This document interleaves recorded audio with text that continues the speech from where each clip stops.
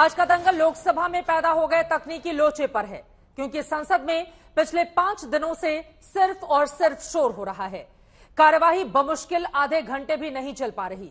मुद्दा वही है, बीजेपी राहुल गांधी से माफी की मांग कर रही है, तो कांग्रेस अदानी मसले पर जेपीसी की जांच की मांग कर रही है। आज इस मांग में सोनिया गांधी भी शामिल हुई और संसद भवन परिसर में गांधी प्रतिमा के पास प्रदर्शन में शामिल हुई।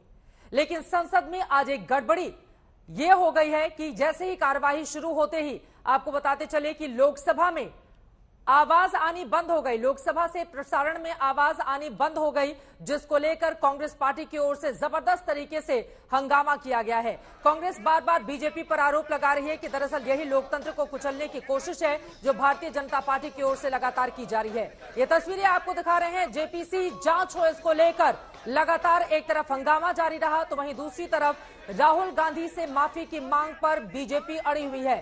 सदन की कार्रवाई चलने देने के लिए क्या अब सरकार को पहल करनी चाहिए? कई ऐसे मुद्दे हैं जिसको लेकर दंगल में बड़ी चर्चा करेंगे, लेकिन उसके पहले यह रिपोर्ट देखिए।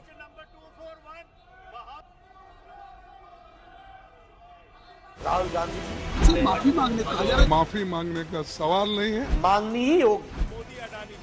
बुद्धि पर ही तरस आता है। जेपीसी आती तो चिट्ठा पिट्ठा खुल जाता। नॉन परफॉर्मिंग प्रॉपर्टी के नॉन प्रोडक्टिव पप्पू। देश की सियासत 2 लफ्जों के बीच सिमट कर रह गई है। संसद में राहुल गांधी माफी मांगो के नारे गूंजते हैं, संसद से बाहर जेपीसी जांच की मांग वाले नारे सुनाई पड़ते हैं। अब तो संसद के बाहर कीर्तन स्टाइल प्रदर्शन शुरू हो चुका है।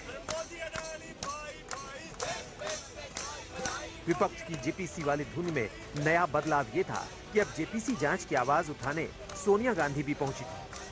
यहाँ पे आप देखिए कि पूरा विपक्ष डीएमके, आरजेडी, जेडीयू से लेके शिवसेना, आम आदमी पार्टी, कांग्रेस पार्टी, टीआरएस, ये सब जो दल हैं वो आए हैं। इस प्रोटेस्ट में ढपलियां बजाई जा रही है और जेपीसी की मांग की जा रही है। यहाँ पे नया विवाद ये भी हो गया कि लोकसभा की कार्यवाही शुरू होते ही संसद टीवी की आवाज बंद हो गई। प्रसारण की तकनीकी गड़बड़ी थी या मानवीय भूल, पता नहीं। संसद में तब सोनिया गांधी से लेकर राजनाथ सिंह तक सारे नेता बैठे थे, लेकिन कार्यवाही की आवाज का प्रसारण नहीं हो रहा था। इसके बाद संसद के बाहर हो रहे प्रदर्शन में कांग्रेस ने संसद की आवाज दबाने का ऐतराज जता दिया। अगर सदन की कार्रवाई चल रही हो और माइक बंद हो और वो कार्रवाई देश तक ना जा रही हो, सदन में चाहे जो मर्जी हो रहा हो, तो इसका ये मतलब है कि सदन की कार्रवाई को सेंसर किया जा रहा है। संसद की आवाज को सेंसर करने की बात तो दूर, संसद की कार्यवाही ही नहीं चल रही। 17 मार्च को लोकसभा में 21 मिनट की कार्यवाही चली, राज्यसभा में भी 21 मिनट की कार्यवाही चली। 16 मार्च को लोकसभा में कुल 4 मिनट, राज्यसभा में 7 मिनट की कार्यवाही चली। 15 मार्च को लोकसभा में 17 मिनट, राज्यसभा में 22 मिनट की कार्यवाही चली। 14 मार्च को लोकसभा में 12 मिनट और राज्यसभा में 88 मिनट की कार्यवाही चली। और 13 मार्च को लोकसभा में 20 मिनट और राज्यसभा में 39 मिनट की कार्यवाही चल सकी। सारे बड़े बड़े महत्वपूर्ण चीजें हमारे संसद के सामने है।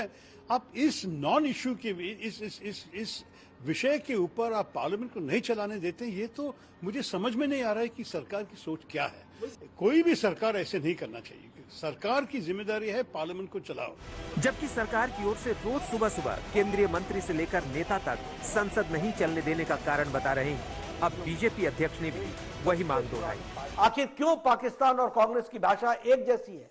भारत को कमजोर और डीप स्टेट का षड्यंत्र है, जिसमें कांग्रेस सहित तथाकथित लेफ्ट लिबरल्स मिले हुए हैं। राहुल गांधी, आपको देश के खिलाफ इस पाप के लिए देश की जनता से माफी मांगनी ही होगी। बीजेपी सांसद निशिकांत दुबे ने तो राहुल गांधी की सदस्यता खत्म करने के लिए विशेष समिति बनाने की मांग कर डाली है। और उनको ये संसद अनफॉर्चुनेट दिखाई देती है, वो अनफॉर्चुनेटली यहाँ के सांसद हो गए, तो उनके बुद्धि पर ही तरस आता है ना। निशिकांत दुबे की मांग है कि 2005 में सवाल के बदले पैसे के कांड में जैसे विशेष समिति ने 11 सदस्यों की सदस्यता खत्म की थी, वैसे ही राहुल की सदस्यता खत्म की जाए। जेपीसी कायम करे और जेपीसी में जो भी सत्यता निकलेगी उसको तो सभी स्वीकार करेंगे। विपक्ष अदानी मसले पर जेपीसी जांच की मांग तो कर रहा है। बीजेपी का कहना है कि मामला सुप्रीम कोर्ट में है और जेपीसी की जांच में नतीजे से ज्यादा सियासत होती रही है। लेकिन एक तथ्य ये भी है कि 70 साल में 8 बार जेपीसी का गठन किया गया।